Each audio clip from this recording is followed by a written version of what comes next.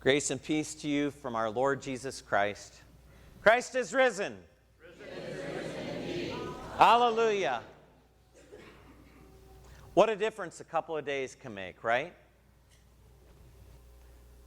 Remember what it was like on Friday? Wasn't a happy scene. It was a Good Friday, to be sure. Good Friday, because of what Jesus was doing for us. But it wasn't very good for him. The mocking, the spitting, the beating, the scorn that he endured, the shame, the cross, the dying, the being put in a tomb. Imagine what it must have been like for Jesus' friends, for his mom, his followers. Not a good day at all. But what a difference a couple of days can make. Back off from Easter just a little bit, and let me ask you, have you ever said anything like this, maybe to a child or to a family member or to a friend, maybe when they're having a down day? Oh, just give it a couple of days. Just give it some time. It'll be okay. How many of you have ever said anything like that? It's okay. It's okay. I was thinking about that when I was thinking about it, how quickly things could turn around for those who are following Jesus. And my mind kind of wandered. It does that every now and then. And I thought about this book that I have called I Know Just How You Feel, Avoiding the Cliches of Grief. And in that book, the author is helping people to avoid just saying something because you feel like you have a need to say something when someone's going through some sort of grieving process. And so some of the things that she flags that we shouldn't be saying include, just stay positive, or cheer up, keep your chin up, it'll be okay, think good thoughts, the sun will come up tomorrow. Time heals all wounds. And even some God cliches like, God won't give you more than you can handle. Or maybe for somebody who's experiencing the loss of a child, well, God must have needed that one up there more than you needed them down here. Or even God needed a few more flowers in his garden. Could you imagine what it would have been like? Jesus died on that Friday. His mom's there. His friends are there. Even these women who are now on Sunday heading to the tomb, they saw it all take place. What would it have been like if someone had gone up to them on Friday night or on Saturday and say, time's going to heal all wounds. Keep your chin up. God needed him. You see how empty those words? Sometimes our human words just don't fill the gap.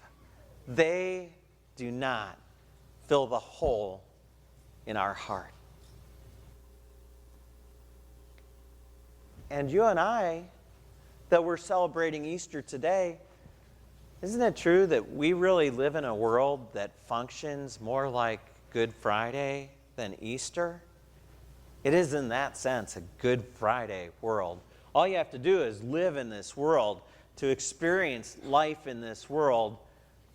And after a while, maybe you become jaded because you see how much happens in this world that just isn't right, or you experience that for yourself. Relationships give way. Dreams might fade away. Heartbreak. Even in families, things don't always work out. We live in a Good Friday world where hopes can be dashed, where illnesses are experienced, and death comes to everyone. You're going to walk away today and say, the most downer Easter sermon I ever heard. There's something else coming here. We know how the story ends. But let's not sugarcoat how much we need the ending to this story where Jesus rises again. Because I think there's a lot of times, maybe for any one of us, or for anybody out there, where they just kind of say, oh yeah, I believe all that about Jesus, he rose again, but they never see how it deals so directly with the Good Friday world in which we live. And so they never fully experience the joy, the peace, the hope, the power of knowing Jesus' resurrection. This past week, I found myself a little saddened. Someone that I knew had died. I didn't know him really well, but it kind of hit me. I don't know if it's because he was maybe about my age. I'd only met him a few times. I knew his parents really well. They were part of the church that I was at up in Northern Virginia. And I knew his mom really, really well. Because as a heavy smoker for, maybe 55 years, probably from the time she was like 10 or 12, growing up in Arkansas, she was a heavy smoker. And it took its toll on her. She had chronic COPD. Chronic obstructive pulmonary disorder. There we go. Can you spell that? Yes, she can. Well, I got to know, this guy's name was Ron, and I got to know his parents, Roger and Sandra. And if you've heard me talk about Roger, this is totally different Roger. This is good Roger. And I got to know Sandra really well because she'd be in and out of the hospital all the time with her COPD. Funny thing is, I was thinking about it. I thought, when did I see Sandra in 2013? Well, it was January 1st, 2013 that I visited her. I welcomed the new year with her going into the hospital again. Wasn't too much longer that Sandra died, 19th of January. And so that kind of struck me how her husband, Roger, is experiencing her loss, the loss of her, and now the loss of his son. And that's when I got to know Ron. I got to know him a little bit at his mother's death. I'd never really met him before. He's a hardworking guy. He's a guy who's a main distributor for the Washington Post. So he's got to get bundles of paper to all bunches of people who have to deliver the paper to residences and all. But he's a nice guy. It was like you kind of clicked with him because he was just a regular guy. Type of guy you could see yourself going, maybe, grabbing a beer and some pizza with and watching a ball game. Type of guy you could just sit down with and hang out. And very easygoing. And got to know him a little bit as we sat there and planned the funeral for his mom. Turned out kind of ironic that she died at the beginning of the year. She was cremated, but because of the way things sometimes get scheduled with Arlington National Cemetery, she was the last person I buried up in Virginia, October 1st. So kind of an interesting connection there. Ron and his dad, his family, we all went out afterwards. It was a very small thing, just family. We went out to a pizza place, had some beer and pizza and wings. So that sort of thing. Well, the other week I'm friends with Ron's dad on Facebook, and Ron's dad put up there a couple weeks ago, hey, we put the snow shovels away. Won't have to use them till next January. He was wrong about that. They had to use them last week. And then there was this post that he put up the Tuesday before Palm Sunday, so a week ago Tuesday, saying, hey, pray for Ron. He's going in the hospital. He's getting a tumor removed from his small intestine. This guy did not look sickly. He didn't look like he had anything wrong with him, and yet he had death growing inside of him. So I started praying for him. I thought, okay, so he's going in for surgery. He didn't want anyone to know. Later in that day, Roger posted This surgery has taken a long time. I don't know. Later in the day, he posted, well, we met with the doctor. They're done with the surgery. Hey, that cancer was much more involved than we even imagined. That was Tuesday. Wednesday, Roger gets a phone call from his son. He's groggy, but he says his incision's bugging him. That's kind of strange. Later in the week, it seems that the incision is infected. Something's going wrong on the inside. On Saturday, serious concern about how Ron's doing. On Sunday, he's septic. Hey, that's not a good word in medical profession. And even Ron's sister, posting down through the timeline, said they're not giving us much hope. And then later she said they're turning off the machines. And it just hit me, just like that. Maybe it was the seeming randomness of this guy that I knew very casually, but all of a sudden he's dead. Maybe it's because he's about the same age as me and I don't always take really good care of myself. Maybe it's just because I'm thinking about his dad and how, but it struck me, boy, don't we live in a Good Friday sort of world. And all of us have our Good Friday days, and all of us will have that day where we will meet our end on this earth. It's just the way it is.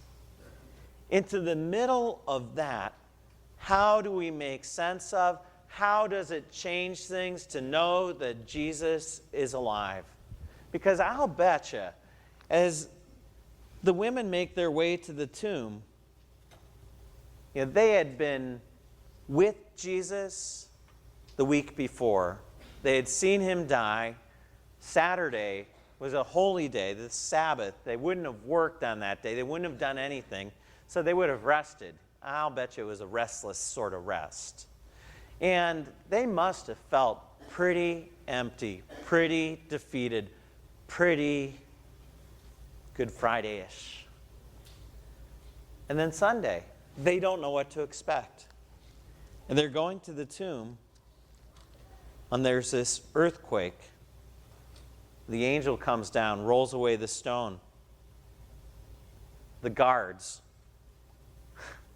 they're knocked down by the reality that this tomb is open. They're like dead men. And then the angel says to the women, don't be afraid. I know what you're here for. You're looking for Jesus, aren't you? He was crucified. You saw that. He's not here.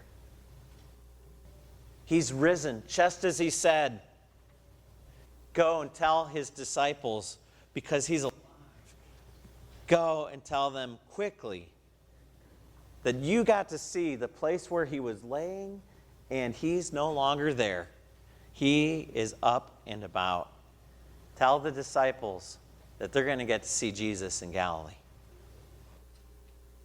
And then the angel's message is done. Now, I've told you. Well, the women, they run off. It says here that they were afraid, yet filled with joy.